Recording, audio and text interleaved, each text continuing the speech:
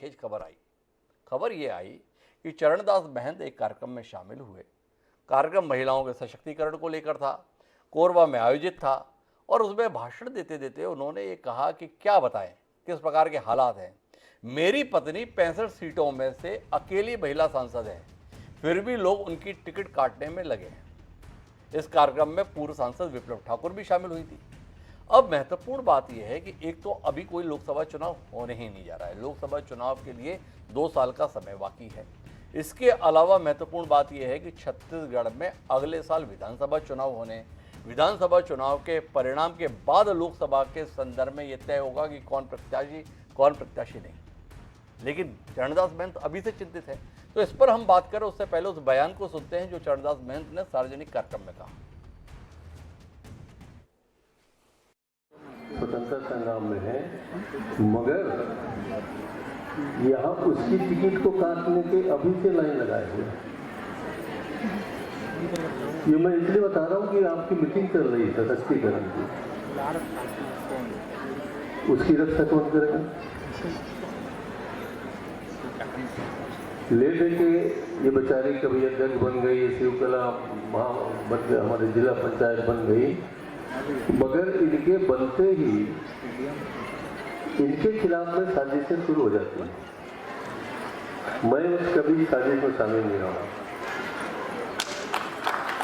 Madam भेड़िया जानती होगी, छाया वर्मा जानती है और हमारी बहन बैठी है। अब उसको कहूँगा तो नाराज हो जाएगी, वो हमारी आशीष की बीवी है। हेलो।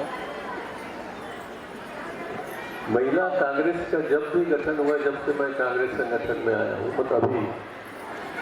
तब से कोई भी ऐसा महिला कांग्रेस अध्यक्ष नहीं है प्रदेश की जिसको किसी भी चीज की जरूरत पड़ी हो तो मेरे से बात करती थी, मैं उनका काम करता था। महिलाओं के प्रति सम्मान ईमानदारी से मेरा रहा है और इसके लिए लोग मुझे गाली भी देते हैं तो कोशिश करते हैं जिस दिन से बदनाम हो सकता है किया जाए। तो ये चरणदास महंत हैं, वो अपनी पत्नी के टिकट कटने के संदर्भ में बात कर रहे हैं, महिलाओं की प्रवृत्ति के संदर्भ में भी बात कर रहे हैं, महिलाओं नेत्रियों के सम्मुख जो संकट रहता है उसको लेकर भी बात कर रहे हैं। उनका कहना है कि चुनाव जीतते नहीं उनके खिलाफ साजिशें शुरू हो जाती हैं। लेकिन इन सबके बीच में वह अपनी पत्नी का उदाहरण देकर क्या संदेश देना चाह रहे हैं? कौन है जो ज्योत्सना महंत से जलन रख रहा है? कौन है जिसे ज्योत्सना महंत का अगली बार उम्मीदवार बनना रास नहीं आ रहा है? ये सवाल जहन में आ रहा है। ये सवाल इसलिए जहन में आ रहा है कि आज से 3 साल पहले जब लोकसभा चुनाव हुए तो 11 लोकसभा सीटों में से कांग्रेस पार्टी केवल 2 सीटों पर ही कामयाबी हासिल कर पाई। एक बस्तर में दीपक बैज के रूप में और दूसरी कोरबा से ज्योत्सना महंत के रूप में। ज्योत्सना महंत अपनी सरलता के लिए, अपनी सज्जनता के लिए, अपनी सौम्यता के लिए जानी जाती हैं। उनका टिकट काटने में किसकी दिलचस्पी है? या चरणदास महंत इसे महिलाओं के संदर्भ में सामान्य तौर पर होने वाली साजिश के संदर्भ में इशारा किए हैं या उनके खुद के खिलाफ चलने वाली साजिश के संदर्भ में इशारा किए हैं? जानने में दिलचस्पी है। तो हमारे साथ में वरिष्ठ पत्रकार छत्तीसगढ़ के रवि भोई जी जुड़े हुए हैं। रवि, ये आपसे समझना चाहते हैं चरणदास महंत की टिप्पणी के मायने बतौर पत्रकार आप क्या समझ पाए? देखिए हिमांशु जी, जिस तरह से महंत जी ने टिप्पणी की या इसके पहले जो बात कही, वो कहीं न कहीं उनका दर्द झलकता है। कोरबा में भले ज्योत्सना महंत सांसद हो, लेकिन उनको जिताने में और उनकी रणनीति में सारी भूमिका चरणदास महंत की ही मानी जाती है। और चरणदास महंत काफी सीनियर लीडर हैं। छत्तीसगढ़ में कांग्रेस के भीतर उनसे कोई सीनियर लीडर अभी नहीं है। वो मध्यप्रदेश के जमाने में दिग्विजय सिंह मंत्रिमंडल में राज्य मंत्री रहे, कैबिनेट मंत्री रहे और सांसद भी रहे जांजगीर से, और कोरबा से भी सांसद रहे वो। तो निश्चित तौर से जो सम्मान उनको मिलना चाहिए कांग्रेस के भीतर सरकार में कहीं न कहीं कमी होती है। और एक अपने पत्नी के बहाने उन्होंने अपना दर्द बयां किया है और कांग्रेस के भीतर जो चीज चल रहा है उसको उन्होंने उजागर किया है। ये दर्द उजागर किया या चरणदास महंत अपने मन के द्वंद्व को सार्वजनिक कर रहे हैं? कभी चरणदास महंत कहते हैं कि मैं राज्यसभा में जाना चाहता हूं, कभी वो बोल रहे हैं मेरी पत्नी का लोकसभा टिकट काटने के चक्कर में लोग घूम रहे हैं। तो आपसे समझना चाहता हूं कि चरणदास महंत क्या किसी उलझन के शिकार हैं? कुछ ऐसा है जो वो चाहते हैं पर नहीं मिल रहा है और इसीलिए परेशान है, इसीलिए बेचैन है? निश्चित तौर से जो चाहते हैं, जो सम्मान मिलना चाहिए वो नहीं मिल रहा है और जो उनकी इच्छा है वो पूरी नहीं हो रही है। इसलिए अंतर्द्वंद दिखाई पड़ता है। कभी वो राज्यसभा में जाने की बात करते हैं, जबकि विधानसभा अध्यक्ष और राज्यसभा में जमीन आसमान का अंतर है।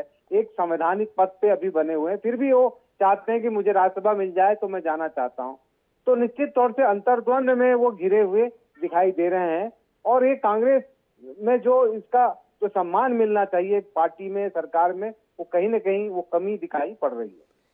एक बात समझना चाहूंगा रवि भोई जी, क्या ऐसा तो नहीं कि राज्य की राजनीति चरणदास महंत जी को भी रास नहीं आ रही है? पड़ोसी राज्य है मध्य प्रदेश, कमलनाथ जी भी वहां पर सक्रिय हैं, पर अधिकांश लोग इसी नतीजे पर है कि कमलनाथ जी गलती कर रहे हैं। कमलनाथ जी देश की और दुनिया की राजनीति के लिए बने हैं, प्रदेश की राजनीति के लिए नहीं। चरणदास महंत जी ने भले ही शुरुआत अपनी राज्य की राजनीति से की हो, पर उनके जीवन के पिछले 3 दशक केंद्र की राजनीति के थे। क्या चरणदास महंत जैसे तैराक के लिए राज्य की राजनीति एक समुद्र के तैराक के लिए तालाब में तैरने जैसी तो नहीं है? इसीलिए ये द्वंद्व रहता है, इसीलिए ये परेशानी रहती है, इसीलिए इस प्रकार के बयान सार्वजनिक होते हैं। देखिए, जो चरणदास महंत का स्टेचर है, जो उनको रहा है, उनका कद रहा है, वो कहीं ना कहीं छत्तीसगढ़ में उनका उपयोग नहीं हो रहा है और उनका जो सम्मान या उनके अनुभव का जो लाभ मिलना चाहिए या उनका जो अनुभव का लाभ मिलना चाहिए वो नहीं मिल पा रहा है। ना उनको केंद्र की राजनीति में वो स्थान नहीं मिल पा रहा है, नहीं छत्तीसगढ़ में। तो अंतर्द्वंद कहीं ना कहीं उनके मन में है कि मैं जिस स्तर का नेता हूं वो, या मेरे पास जो अनुभव है उसका लाभ सरकार को या पार्टी को लेना चाहिए, वो नहीं ले रहे हैं।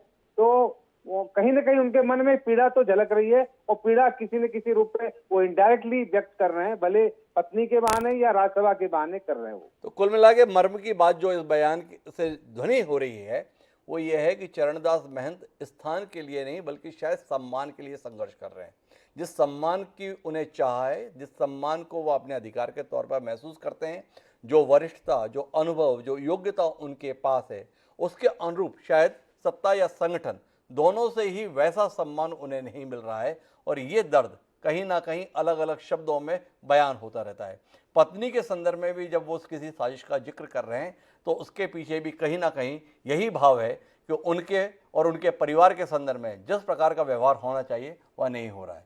क्या उनके इस दर्द को, उनकी इस वेदना को संबंधित जन सुनेंगे, महसूस करेंगे और महसूस करके आवश्यकता अनुसार कदम उठाएंगे? जानने में दिलचस्पी रहेगी। लेकिन अब 3 खबर में आज इतना ही। कल फिर मिलेंगे 3 नई खबरों